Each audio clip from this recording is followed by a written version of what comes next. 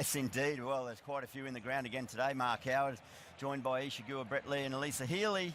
Isha, another day, 10 wickets, 250-odd runs, another entertaining day of Test cricket. Well, England came in today knowing that they needed the best day of the tour, and they've been completely schooled by Australia. They put on an extra 45 while England extracted those last 2 wickets. And then when it came to the ball, that's been the difference throughout this whole series. You know, pace, precision, every single time they come onto bowl, it's relentless. Pat Cummins knows he can throw the ball to absolutely anyone and they will do a job. They will have control, they will take wickets, and it's been tough going for England. Look, they're hanging in there, but Australia have just been outstanding. Yeah, being relentless from the Australians. It was Pat Cummins that opened it up. He's returned. He looks like he hasn't been away. Extraordinary to seamlessly come back in, assume the leadership, and he was the one that got that initial breakthrough. Yeah, look, definitely. But there would have been a few nerves for Pat Cummins, but he got back into his business. He knew exactly the right line and that correct length to bowl. He bowled beautifully, as did all the bowlers today. You know, everyone participated. You know, the guys got wickets. Mitchell Stark that went wicketless, which is unheard of, still bowled that perfect line length and good pace throughout the day. So collectively, the Australian bowlers did a great job. Historic day too, Alyssa, for Nathan Lyon. We just heard from him. He wasn't giving you too much there, Isha, was he? I think he just wanted to get off. I think he was a bit tired. A bit warm, but we can speak on behalf of him. Becomes the second highest wicket taker in Test cricket for the men's game. It's well, phenomenal to see him starting to a wicket with his very first ball in Test cricket, and then the journey just continues. How far can he go? Can he get to the top? It's a tough ask to get to the top, but I think we saw exactly what it meant to him. He celebrated that wicket straight away, ran straight to his good mate Mitch Stark, had a little cuddle, and then celebrated with the team. Historic day. We saw Glenn McGrath try and throw a chair out a window. He wasn't happy about it, but amazing achievement from Nathan Lyon. Obviously been a tough series, didn't bowl much in Perth, missed out in Brisbane, but to come back here on somewhat home turf and bowl the way he has, I think it's been outstanding and a real story of the day. Well, it's been a long wait for him, hasn't it, in Ashes cricket since Lord's 2023 when he left the field with that calf injury, which really contributed to that series turning around. But it's all about the series here. Australia 2-0 up, 158 runs ahead. It was a day of frustration for England, day 2 here in Adelaide. Joe Root, he had to turn and go. Duckett had his off stump knocked over. He looked a little bit perplexed, puzzled. And Jamie Smith, well, there's a little bit to investigate here. They will feel like they were on the wrong side of the reviews yesterday when Alex Carey was able to, well, survive what they thought was a caught behind dismissal. The Snicko didn't line up, Isha. Well, they didn't complain. They had to get on with it. Carey did. He got 100. But today, there was a couple of big incidents again that involved Jamie Smith. One in particular where it got reviewed. Was there an edge on it? Did it carry to Usman Khawaja? But it's just piling up, isn't it, this frustration for England? Yeah, it really is. And so many have gone against them as well. This one, well, it looked for all money that it hit his gloves and went on to Usman Khawaja. In the end, on the review, we could see that it was a difficult one to give in terms of the catch. Here it looks very much like it's hit the glove. Did it hit the helmet? That's what the umpire had concluded.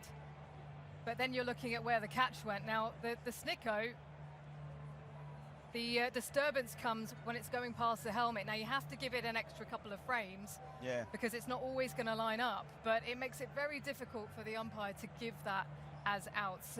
As it was, it looked like it was going to be a difficult one to give with the catch. So in the end, I think that the right decision was made. But I could understand the frustration from the Australians because they clearly saw that it hit the gloves. Yeah, they were pretty certain, but unsure whether it carried through to Usman or if it just bounced. But all this on the back of admittance from the operator of Snicko yesterday overnight, being that it was human error on the Alex Carey one. A little later on, Jamie Smith again involved in what ended up being his dismissal, a catch going through to Alex Carey. Now, how did you see this one? Yeah, look, it's a tough one because Carey was adamant that firstly there was a nick, and you guys would know that the keeper's got the best seat in the house. Just when it went past the toe there, that's where I was a little bit unsure. There's a little bit of a spike on the radar. They might say too that if it comes off the toe, it doesn't get that clean spike. He was adamant, and he thought firstly, Jamie Smith, when they were going to go upstairs, and he wanted to review it straight away. You see the frustration there, but look, that happens. Unfortunately, when you're 2-0 down, you're under the pump, you're playing in conditions that you're not used to in terms of the heat. Sometimes things don't go your way, but you got to feel for them. He reckons we got the best seat in the house. Is he right, as wicket keepers? Do we know what's going on out there? I feel like we think everyone's hit everything, but I would just look at that dismissal and go, I think at least 4 or 5 people behind the bat thought it was out, thought he got an edge on it. Along with that, the umpire gave it out on field. He obviously heard something. They were just going upstairs to check if it had carried. If you look at the ground here, it looks like the ball has passed the bat and there's a clear gap, but there is a frame missing, and you're not going to get every single frame. I know we have incredible cameras here, but there is always going to be a frame missing. The umpire's just trying to line up the evidence to commit to that decision, and there was a little noise as it went past. As a still current player, do you lose faith in a system like this, or is it just, no, it's brought in to get rid of the real hower, which we all agree is a benefit of the game. The rest of it, we've just got to cop. And if there's a bit of human error, well, that's been going on in the game since the first ball's ever been bowled. Yeah, and I think at some point as a player, you've just got to get on with the game and back the umpire's decision as well. You're right, the technology was brought in to take the howler out of the game, not to necessarily challenge what the umpires are thinking all the time. Yeah. So I think we've got to bring it back to that, simplify that. At the end of the day, the umpire gave that out on field. They were checking whether or not it actually carried. The technology then backed it up. There was a faint nick, but ultimately the umpire heard a nick and it went in the gloves cleanly, and you've got to cop that at the end of the day. Think back to the Gabba. Jamie Smith didn't think he hit that one either. He reviewed one and got caught behind. So I'm not putting anything on him, but at the same time, you got to think, well, I don't know. I thought technology was going to bring more walkers into the game. They're just still happy to roll the dice, aren't they? Yeah, well, you're ahead of your time, Gilly. Funnily enough, it actually makes you stand still because you never know. You're actually wondering if they are going to review it, and then you probably know you're going to be out anyway. So, but you're going to stand still and make sure that make the team blow a review if you haven't. We still need the umpire to do their job, though. They are there first and foremost to make that call. And look, he got the call right. It was a tough one. Do you think umpires are more complacent? Have more of a desire now to not make a decision and then put the onus back on the captains to say, challenge it if you want? Well, they don't have a soft signal anymore, so they immediately take it upstairs because they know the cameras are going to be able to zoom in. And quite often, more often than not, it's going to make that decision not out in terms of the catch because it zooms in so much. There is some part of that ball I think ground. they've got the luxury now of going upstairs straight away. They don't have to watch the front foot, so they can just purely focus on what's happening down the business end. And if it's tight, if it's close, they can go up and have a look at it. But they get judged on the right decision. So if they're not sending it upstairs and not giving it out and it's proven to be out, they get judged on that and get marked on that. So they're still having to make decisions that they think are out, not safeguarded by the technology. It's a tough job. That's where the ICC need to come in, I think, and take ownership over the technology. It's a visual aid for the broadcasters, and there's a responsibility by individual boards around the globe to kind of enforce that technology, and the broadcast as well, the host broadcast. But the ICC, I think, need a standardised approach, and they need to put their money behind it. Yes, indeed. Well, it'll be spoken about for a long time to come, but that's just part and parcel of the game, working out and accepting umpires' decisions, good or bad. One thing we do know is Australia, when they've batted, other than maybe the first innings in Perth, they haven't had big collapses, whereas on the other side of the dressing room, in the other sheds, England collapses. They've let Australia get on a roll, and it happened again today.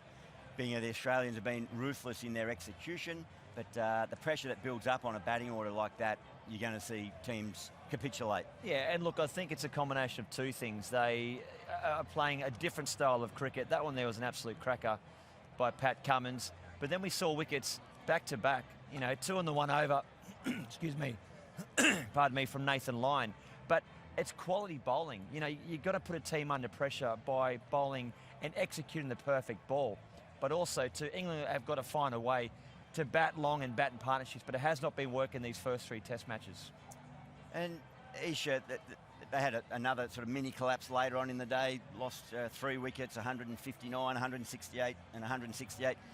Scott Boland through that passage in this heat bowled 5 overs, 4 maidens, 2 for 1. Yeah. That is relentless. That's suffocating. And we saw Bazball retreat in this test match. It was attritional test cricket. They weren't looking to get after him, and there was so much talk ahead of this series that they would try and throw Scott Boland off his length, and they weren't able to do that today. They were just hanging in there. They were rooted to the crease. There was a moment where you thought, okay, Harry Brook might look to get after him when we hit that flat 6 over cover, but he was able to settle in on a line and length. But fair play to him. He did not move from that line and length. It was on a penny every single delivery, and that's the relentlessness that Australia have. It wasn't just him. Pat Cummins, pretty much every single ball, he knew exactly what he wanted to do. Mitch Stark as well, and Nathan Lyon. So it's that collective approach. Cam Green came on. He picked up a wicket in his first over. So they were not getting any sort of pressure release. And then just to add to the pressure, Alex Carey says, I'm bored of standing back. I'm going up. I'm going to just really heap it on. And he takes a fantastic catch that he wouldn't take if he's not up over the stumps. Well, they found a way to counter Bazball, and that's literally put the keeper up to the stumps and see what else they've got. England have gone all out pace. They've looked for bowlers that bowl over 140 kilometres an hour. It's meant Jamie Smith spent a lot of the time back, not necessarily Australians counter punching that bowling attack, but Australia said, we've got you. Alex Carey says, I'm going to come up to the stumps. I'm going to keep you in your crease. Scotty Bowler nibbling away outside off, got one to nip back. Brilliant. And the reflexes of Alex Carey to be there in that moment to say, yep, I got that catch, I think it's been unreal. And we've spoken a lot about his keeping in this series so far, but just the presence of mind to be there, want to do it, and his mindset to say, no, this is the best thing for the team. I'm going to get up there and put some pressure on. This was actually the perfect pitch for England to go with that Bazball approach. It was coming on nicely, and we saw it in the morning with the lower order of Australia. They were just getting their hands through it. It was flying to the boundary. But because Australia was so good with the new ball, they picked up 3 wickets in the first 10 overs, which England didn't do. That was a difference in this game. Australia way more effective with that new ball. It meant that they were 3 wickets down already, and England had to rebuild. They had to compose themselves, and they weren't able to get away. So that's Australia. Being incredible with the ball and knowing exactly how to play on this wicket. 8 days in, I'm wondering if it's RIP Bazball. We'll have to wait and see. They did get a little bit of fluency. Block ball. That's what Ben Stokes is doing well, but he had a great partnership with Harry Brook. Always felt like they were the danger partnership. Thanks to Amy, here's the boundaries in that partnership of 56. 119 balls, so they were made to work, but there's just such a natural flow to Harry Brook. It becomes infectious for those that bat with him. Yeah, he's just such a quality player, and that's the thing. That was a big wicket. We always talk about Joe Root and how good he's world-class, Joe Root, but when you talk about Harry Brook and what he's done in his young career so far and what he showed today, those moments, but then Cam Green comes on and knocks over that partnership, that was a big wicket for Australia. Yeah, it was indeed. It was a hard fighting effort from Ben Stokes. He was cramping up as he came off. He's a final rounder, but you mentioned earlier, I've said this to you a few times today, you pointed out yesterday, Cam Green, don't rule him out of the game just because he got a duck. And when he came on, just the sheer relief, it was a beautiful delivery. I guess you're going to celebrate a lot when you get Harry Brook out, but he was so thrilled to get into this test. Yeah, and look, he is a genuine all-rounder, isn't he, Cameron Green? So he missed out with the bat, which is all that happens. It happens in this style of the game, but he's got the option now to take wickets with the ball, and he did that. And that was the key wicket, the excitement. Pat Cummins loved it, and there's such a tight knit unit. They're so close. That moment there will be very special for him. What about the setup to Harry Brook from Cam Green there? Alyssa, did you enjoy seeing that? Yeah, well, it was just a beautifully constructed over itself. I mean, Harry Brook was looking really set, looking like he was ready to attack, and you bring Cam Green into the attack. We know that he gets a little bit more bounce off the fuller deliveries, but he just kept a nice length, and then went a touch fuller and just got Harry Brook caught on the crease a little bit, and he just chased at one that nibbled enough. But that's what Cam Green can do, and that's the relentlessness that Isa was just talking about from the Australian attack. You throw the ball to anyone, they know exactly what they want to achieve, and Cam Green just showed that again today. Yeah, and the great captains and leaders inspire their team, Binger, and maybe it was Cam Green that learned a fair bit from Pat Cummins and what Pat Cummins did to Joe Root in the setup to his dismissal. And that was a great setup once again. We've spoken about it a couple of times today, but, you pitch a ball up, get him going forward, you bowl one short, and get him on the back foot, and then what happens is he gets caught. Look at that. Look at the length. This is to Smith. So he's had setups the whole day. He's either bowled full or he's bowled at short length. And now you might say he's mixed his length there, but they are 2 proper lengths to bowl. It's either up there to nick him off or up there around the sort of chin music. There's no in-between length for Pat Cummins. And here at Adelaide Oval, you have to bowl a slightly fuller length and get that extra bounce off a fuller length. You can see there that good length, 26%, hard length, 13%, but that short length, pretty much all of those short balls, an incredible grouping and well directed. And England, for them, if you look at their grouping, there was too much in that in-between length, and that's what allowed Australia to come into the game. Yeah, well, they've got them under siege at the moment, the Australians. Well, hopefully it'll be batting for at least a session if you ask their fast bowlers, and that might be the incentive for Jofra Archer. But Isha, what happens tomorrow? Can I say that Stokes and Archer both get a century and then they open the bowling and blow Australia away? You can. I'm not sure it's fantasy land or dreaming, but anyway, we'll wait and see. You never say never. Maybe Stokes. Yeah, they've got to hang in there. Yeah. To the England bowlers, unfortunately, bring your sunscreen because Australian bowlers need 2 wickets, and then there you go, England bowlers bowl the whole rest of the day. Deliver some pain. The wicket still looks pretty good to bat on. It looks pretty good, but I still think there's a twist in this Test match. I think Australia will bat tomorrow, but I think they're not going to have it all their way. So I dare say England are going to fight back at some point. Maybe 100. But we'll wait and see. We will wait and see, and hopefully you'll be with us tomorrow to see what transpires on day 3 here. It's been an exciting couple of days. Join us tomorrow, a little bit cooler, but the heat is still well and truly on England. We'll see you tomorrow.